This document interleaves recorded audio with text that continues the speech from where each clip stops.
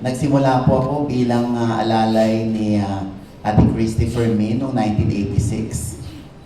Taga-bitbit ng bag niya, ng tubig niya, ng blazer niya, at naging fan po ako ni Aga Mulak.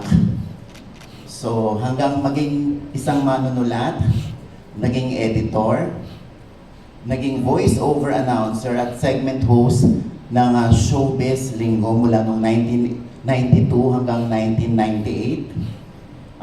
Naging radio host sa DZMM, naging talk show host sa ABS-CBN, naging actress, wow!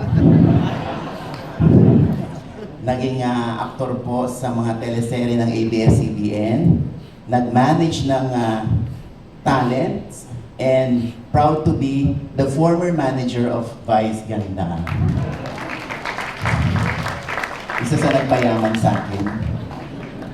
Wow. Tsaka si Liza Soberano.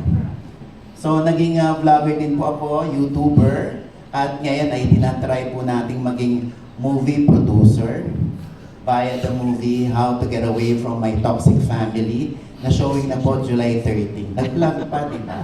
Okay. So, at syempre, proud father din po ako ng 5 daughters, and they are all girls. Then, na-realize ko po na ang dami ko na palang dinaanan at pinagdaanan, at gusto ko pong pasalamatan ang naging tulay para sumakses ang isang mamaogs, sina Ate Christopher Min, ang ABS-CBN, si Tita Cory Vidanes, at sa mga kapwa ko manunulat, at mga artisang kaibigan, at ganun din sa mga nakaaway ko, sumama ang loob sa akin. Sorry. Maraming salamat po. Bahagi po yan ng aming trabaho bilang manunulat vlogger, yung mga sumasama ang loob sa akin.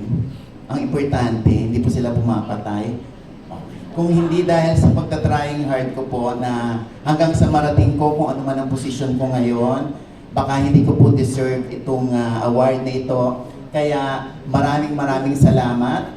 Mga kasama kong writers, editors ng Speed, thank you ha. Kasi nung ibinigay nyo sa akin itong parangal na ito, wala akong narinig sa inyo na mag-sponsor ka naman.